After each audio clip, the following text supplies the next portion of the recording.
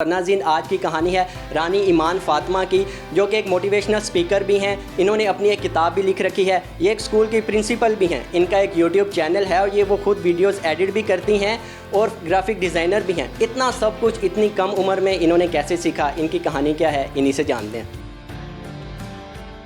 अस्सलाम वालेकुम। वालेकुम सलाम। सबसे पहले तो आप मुझे ये बताओ, 11 साल की उम्र में मोटिवेशनल स्पीकर होना, ये ख्याल कहाँ से आया कि मैंने मोटिवेशनल स्पीकर ही बनना है और अपनी जो एक लाइन है उसका तयन करना है कि मैंने मोटिवेशनल स्पीकर बनना है और जो आने वाले लोग हैं उन्हें मोटिवेट करना है, चाहे वो किसी भी मर्ज़ में क्यों ना हो? सबसे पहले मैं ये बताना चाहूँगी कि जो मैं पहले से ही जिस स्कूल में मैं पढ़ती हूँ, स्कूल में स्पीचेस किया करती थी, लेक्चर्स दिया करती थी, वहाँ से मुझे नहीं पता चला कि मैं मोटिवेशनल स्पीकिंग कर सकती हूँ। पर फिर मेरे पेरेंट्स ने मुझे बताया कि आप मोटिवेशनल स्पीकिंग कर सकती हो, क्योंकि आप अपनी बात दूसरों तक पहुँचा सकती हो, आप अच्छा बोल लेती हो, इसलिए क्यों ना आप अपना यूट्यूब चैनल बनाओ। और फिर बहुत सारी बुक्स मुझे रिकमेंड की पढ़ने के लिए, जो मैंने पढ़ी, बहुत सारा नॉलेज वहाँ से मिला। मेरे पापा ने बहुत सारी चीज़ें मुझे समझाई, उसके बाद मैंने स्टार्ट किया। सबसे पहले किसको कन्विंस किया था जिसके बाद बोला कि नहीं यार मैं तो कर सकती हूँ, मैं तो लोगों को कन्विंस कर सकती हूँ? कौन सा ऐसा शख्स था जिसको आपने कन्विंस किया?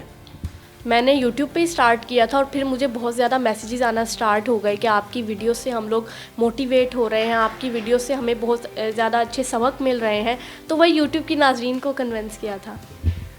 मोटिवेशनल स्पीकर हो गया, ठीक है, बात समझ में आ गई, लोगों को बोला, कुछ लोग कन्विंस भी हो गए, उन्हें समझ में आ गया कि आप क्या कह रही हो, लेकिन फिर एक किताब भी लिख लेना, तो ये हुनर कहाँ से आ गया? आप 11 साल की उम्र में, हर बच्चे को नहीं आता, मुझे तो 11 साल की उम्र में पता भी नहीं था कि किताब का बे कैसे लिखना है। अच्छा देखिए, हमारे घर का माहौल शुरू से ही ऐसा है, क्योंकि मेरे पापा राइटर हैं, वो बहुत सी बुक्स उनकी मार्केट में आ चुकी हैं, कॉलम निगार हैं, अफसाने भी लिखते हैं। तो वहाँ से मुझे मैंने पापा को देखा, उनसे बहुत ज़्यादा मोटिवेशन मिली और उन्होंने मुझे बहुत ज़्यादा उस मामले में गाइड किया कि किस तरह से बुक उनकी जो मैंने बुक पढ़ी तो उससे मुझे बहुत कुछ सीखने को मिला कि इस तरह से बुक लिखी जाती है, ये टाइटल वगैरह होता है।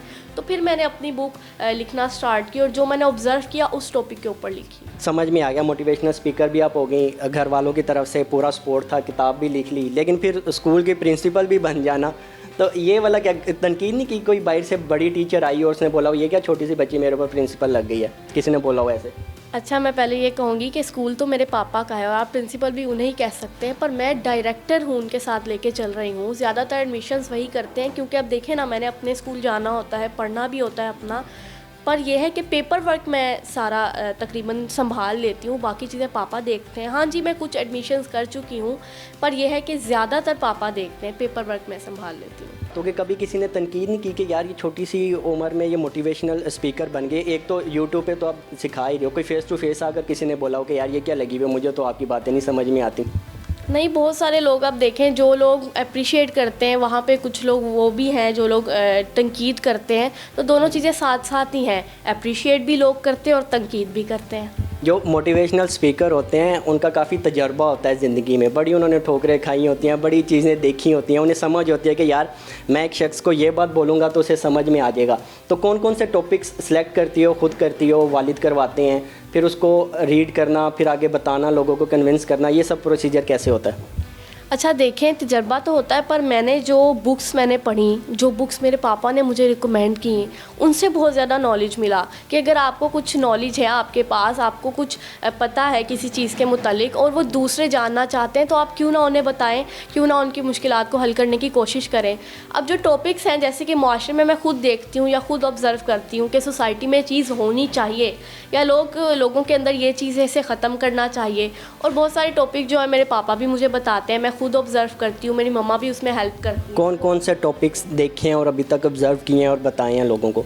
अच्छा देखें, इस तरह मैं टॉपिक ये भी बता चुकी हूँ, आप किस तरह हमेशा मोटिवेटेड रह सकते हैं, किस तरह डिप्रेशन को ख़त्म कर सकते हैं, छुट्टी वाला दिन किस तरह अच्छे तरीके से गुजार सकते हैं, बच्चों की तरबियत किस तरह से अच्छे से कर सकते हैं। 11 साल की जो अमूमन बच्चियाँ होती हैं उनका ख्याल होता है गुड्डा गुड्डी हो, हम उसकी शादी करवाएं और बस वो उसी माहौल के अंदर रहती हैं और उनकी सहेलियाँ भी वैसी होती हैं, तो अगर कोई मेहमान आएगा तो वो छुप जाएंगी पीछे, ऐसे छुप के देख रही होंगी। तो ये सब चीज़ें करने का दिल करता है या बस ठीक है जी मैंने अपनी एक लाइन चूज़ कर लिया, बस उसी के ऊपर रहना है? नहीं, ऐसी बात नहीं है। मैं मतलब खेलती भी हूँ, अपने भाई के साथ भी खेलती हूँ, मैं कार्टून वगैरह भी देखती हूँ। और मतलब मैं ये नहीं है कि सिर्फ इसी में, बल्कि इंजॉयमेंट भी करती हूँ, क्योंकि वो भी इंसान की ज़िंदगी के लिए ज़रूरी है। काम के साथ ही आप इंजॉय करेंगे तभी दोनों चीज़ें सेटल रहेंगी ना। जो वालदा होती हैं उनकी कोशिश होती है कि मेरी बेटी खाना पकाना सीखे, घर की सफाई करे, बाकी मामलात करे, तो उन्होंने उस साइड पर भी जोर दिया कि बस ठीक है, आप अपनी मोटिवेशन जो है उसी को कंटिन्यू करो। नहीं, अब देखें, संडे को तो मेरे स्कूल की भी छुट्टी होती है और मैं फ्री होती हूँ, तो उस टाइम पे मेरी मम्मा मुझे मतलब घर के काम भी मैं करती हूँ, ऐसी बात नहीं है। मतलब बर्तन भी धो लेती हूँ, सफाई भी कर लेती हूँ, और अब इंशाल्लाह मम्मा मुझे खाना पकाना भी सिखा रही हैं। और ये मैं संडे के संडे मैंने अपना पूरा टाइम टेबल सिर्फ घर को दिया हुआ है कि मैं घर के ऊपर काम करूँगी, यानी अपने भाई के साथ खेलना, दूसरे घर के काम करना, ये चीज़ें। तो जो लोग देख रहे हैं, अगर उनको अभी आप एक किसी टॉपिक के ऊपर मोटिवेशन स्पीक देना चाहो तो क्या देना चाहोगी? मैं सबसे पहले तो मैं ये पैगाम मैं यहाँ पे देना चाहूँगी मोटिवेशन के हवाले से, वालिदैन को पहले कहूँगी, बेशक अपने बच्चों के लिए कुछ ना बनाए, लेकिन बच्चों को ज़रूर कुछ बना दें। क्योंकि मैंने खुद ये ऑब्ज़र्व किया है कि वालिदैन क्या करते हैं कि कहते हैं कि बस हम लोग जो है ना वो बस पैसे कमा रहे हैं तो ये बच्चों के लिए सब कुछ। हाँ जी, आजकल के दौर की ज़रूरत है बेशक पैसे, लेकिन अपने बच्चों को कुछ बना देना, उन्हें टाइम देना, तो ये बहुत ज़रूरी है। और यही मोटिवेशन मैं वालिदैन को देना चाहती हूँ कि आप अगर चाहते हैं ना कि आपके बच्चों के अंदर चेंजिंग आए, अच्छी चेंजिंग आए। जैसे मैं अपने यूट्यूब चैनल रानी ईमान फ़ातिमा के ऊपर इस तरह से वीडियो बनाई है कि बच्चे आपका कहना क्यों नहीं मानते, उसकी वजह क्या है। क्योंकि बदले खुद को, बदल दें सबको।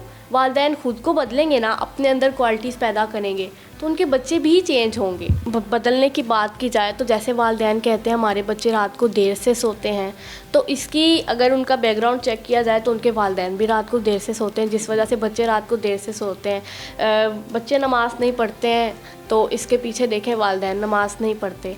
इसका मतलब ये हुआ कि वो बैकग्राउंड चेक किया जाए कि वालिदैन जब अपने आप को चेंज करेंगे, उन्हें बच्चों को बोलने की ज़रूरत नहीं पड़ेगी कि आप ये करो, बच्चे बल्कि खुद कर लेंगे। और दूसरी बात यह है कि बच्चों को, ये मैंने देखा है कि अगर वालिदैन, बच्चे इस वजह से इरिटेट भी होते हैं कि जो बच्चे बनना चाहते हैं ना, वालिदैन उन्हें उस ट्रैक पर जाने नहीं देते हैं। यानी उन्हें कहते हैं कि हम चाहते हैं डॉक्टर बनो तो तुम डॉक्टर ही बनो, भले बच्चे का जहन हो कि वो लॉयर बने, पर नहीं, तुमने डॉक्टर ही बनना है। तो वो उसे उस साइड पर लेके जाते हैं। आप बच्चे को उसका पैशन फॉलो करने दीजिए। और दूसरी चीज़ ये मेन इंपॉर्टेंट है कि बच्चों के अंदर कॉन्फिडेंस भी होना चाहिए, क्योंकि कॉन्फिडेंस मेन चीज़ है। और अगर उनके अंदर कॉन्फिडेंस नहीं होगा, एतमाद नहीं होगा, तो आगे नहीं बढ़ पाएंगे। और मैं मज़ीद बोल रही हूँ तो मुझे लगता है मैं अपनी बुक का सारा सीक्रेट ख़त्म कर रही हूँ, तो आप बुक पढ़ेंगे इंशाल्लाह आपको उसके बारे में पता चल जाएगा। यही मैं वालिदैन को कहना चाहती हूँ मैसेज। अच्छा नाज़रीन, सिर्फ 11 साल की उम्र है इस बच्चे की, इस कदर मेच्योर लेवल है। मैंने बहुत से बच्चों से मुलाकात की, देखा हूँ, लेकिन इस तरह का मेच्योर लेवल मैंने नहीं देखा। अच्छा ठीक है, सब चीज़ें सीख ली, फिर वीडियो एडिटिंग भी खुद करना, अपनी वीडियोज़ यूट्यूब पर खुद अपलोड करना और बेहतरीन किस्म की करना, और फिर बाद में थंबनेल्स भी बना लेना, तो ये तो 11 साल के बच्चे के लिए तो मेरे ख्याल से इम्पॉसिबल चीज़ है।